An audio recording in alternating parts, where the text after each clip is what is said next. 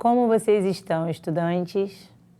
Eu sou a professora Érica Fernandes, da Educação de Jovens e Adultos. E a nossa aula de hoje está bem interessante. Você está vendo o tema dela? Ali no quadro? Isso mesmo, a natureza que habita em mim e em você. Mas antes da gente falar sobre isso, eu vou fazer minha autodescrição. Eu sou branca, de olhos verdes, cabelo curto e encaracolado, castanho claro. Estou com uma blusa salmão. Estamos num estúdio muito parecido com a escola. Tem um quadro aqui à minha direita, ao fundo uma estante com alguns adereços decorativos, livros e uma parede bem colorida. Agora sim, vamos começar. Isso mesmo, o que eu falei com vocês sobre a natureza que habita em mim e habita em você, você consegue imaginar o que eu vou falar nessa aula sobre isso? Pensa aí. Olha, é simples e fácil. Quando nós pensamos em natureza, em mim e em você, a gente pode pensar muitas coisas. Mas principalmente em como nos percebemos na natureza. Já parou para pensar nisso? E aí eu quero te fazer algumas perguntas sobre isso também. Você já parou para imaginar o quanto nós fazemos a diferença na natureza? A diferença, isso mesmo. Positiva, negativa. Vocês já pararam para imaginar como que nós, seres vivos, fazemos parte dessa natureza e interagimos com ela? Não pararam para pensar? Então vem comigo que a gente vai fazer tudo isso nessa aula de hoje. Mas para começar, eu vou te mostrar um slide para a gente poder entender o que é ser vivo. Na verdade, é para a gente entender o ciclo da vida. Todo ser vivo tem o seu ciclo da vida, compreendido por nascer, crescer, reproduzir, envelhecer e morrer. Como vocês percebem aí, tem a fase de um bebê, justamente quando a criança nasce, tem a fase do crescimento, quando ela já está na infância, tem a adolescência e já tem o jovem adulto. E na fase adulta, nós acabamos por ter a fase da reprodução. Nós envelhecemos e morremos. Na figura de cima, nós temos o ciclo da vida de uma planta vegetal, que assim como os animais e como os seres humanos, também nascem, crescem, se reproduzem, envelhecem e morrem. Por que nós estamos falando sobre tudo isso? Porque para a gente se entender como parte da natureza, a gente precisa entender como que acontece o ciclo dessa vida. Nós já falamos sobre isso nesse slide. Agora nós vamos refletir como que dentro desse ciclo a natureza interfere na nossa vida e nós interferimos na natureza. Tudo que fazemos em vida impacta diretamente na natureza. Estamos conectados. Cuidar, proteger a natureza é, sim, cuidar de nós mesmos. Reconhecer-nos como seres vivos e, portanto, como parte da natureza é fundamental. Como você pode perceber aí, é uma notícia a importância da preservação do meio ambiente. Temos aí a foto de uma mão segurando o globo e uma outra segurando uma árvore e um animal. Vocês já pararam para imaginar o que isso significa? Isso mesmo. O quanto nós precisamos cuidar desses elementos, proteger e preservar o meio ambiente para que a gente tenha cada vez mais conforto dentro dessa natureza na qual nós fazemos parte. Esses elementos que eu falo é o planeta Terra, é a natureza, os animais, a vida só tem sentido quando nós respeitamos tudo que está inserido dentro da natureza. E não é pouca coisa, não. É muita coisa. Bom, mas para a gente refletir mais sobre isso, vamos pensar comigo. Por exemplo, a minha irmã tem um cachorro. Ela tem um cachorrinho chamado Pingo. É uma gracinha o cachorrinho dela. É um ser vivo. Sim, é um ser vivo. E ela cuida com todo carinho. Mas ela cuida com todo o carinho do cachorro dela porque ela tem contato, ela se familiariza com ele. É como se ela tem um vínculo afetivo com esse animal. Quando nós pensamos na natureza, qual o vínculo afetivo que nós temos com essa natureza? É isso que nós precisamos pensar. Se nós nos entendemos como parte da natureza, é preciso entender o quanto nós temos de afetividade com esse meio do qual nós fazemos parte e que precisamos nos reconhecer dentro dele. Isso mesmo. E se você também tem um bichinho de estimação, você também protege a vida de um ser vivo. Isso mesmo. Então, isso que é o legal. Proteger a vida de um ser vivo é proteger a natureza. Os povos originários, os indígenas, mantêm uma relação de profundo respeito com a natureza, por entenderem que somos parte dela. Olha que interessante.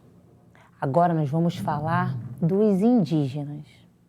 Vocês já pararam para pensar no quanto eles cuidam da natureza e tiram dela apenas o que de verdade eles precisam para sobreviver? Isso, eles consomem o que precisam de verdade. Se eles vão caçar, eles caçam para comer, sem sobras. Se eles vão fazer alguma colheita, pegar alguma fruta, algo para comer, eles vão pegar a quantidade necessária para suprir a quantidade de pessoas que tem na aldeia. Eles não vão para a mata para pegar nada além, porque a ideia é subsidiar a quantidade necessária para aqueles que estão ali com eles, os seus pares. Não é verdade? Nós temos muito que aprender com os povos indígenas.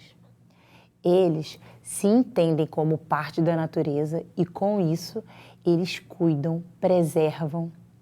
Será que estamos fazendo isso? Será que temos essa consciência como os indígenas? Vamos pensar sobre isso? Podemos aprender muito com os povos indígenas e sua relação de respeito com o ambiente. A natureza é uma imensa multidão de formas, incluindo cada pedaço de nós, que somos parte de tudo. Em O Amanhã Não Está à Venda, de Krenak, faz uma reflexão muito importante sobre a crise humanitária que o coronavírus nos impõe e reforça uma ideia urgente que, neste momento, se torna ainda mais atual. Somos seres vivos, habitamos apenas um planeta, dependemos dele e vivemos como se pudéssemos nos desconectar da natureza. Olha que interessante. Estamos construindo um futuro melhor? Pensando nessa questão que Krenak traz. Será que estamos construindo e pensando no futuro como integrantes, como parte de verdade da natureza, assim como os indígenas o fazem, sempre fizeram, desde sempre? Pois é, os povos indígenas, segundo os Krenaks, eles sempre viveram e vivem pensando nas suas vidas como uma questão de sobrevivência muito grande. Eles passaram por dizimações, foram vitimados o tempo todo na perspectiva de acabar com toda a sua vida na Terra, no caso, no Brasil. Mas o que eles fizeram? Eles lutaram bravamente, eles se reconstituíram enquanto seres vivos dessa terra e foram em busca do quê? De se unir, dentro de um coletivo, protegeram suas terras, o seu povo. E hoje, mesmo tendo muitas vidas tendo sido dizimadas, porque o quantitativo de indígenas no Brasil é bem menor do que há tempos atrás, eles se mantêm fortes, porque eles acreditam que eles podem continuar, sim, nessa terra, que também é deles, sem devastar, sem causar danos a ela. Temos muito que aprender com os indígenas e principalmente com os Krenaques. Vamos ao próximo slide. Os seres humanos, desde tempos pré-históricos, atuam no sentido de transformar o meio natural em que vivem. Inicialmente, todos os povos do mundo eram nômades, ou seja, deslocavam-se de um lugar para o outro, buscando por alimentos e por locais de moradia e sustento. Com o tempo, foram desenvolvidas técnicas para cultivo de vegetais e frutos, além da adoção de procedimentos de confinamento e criação de animais.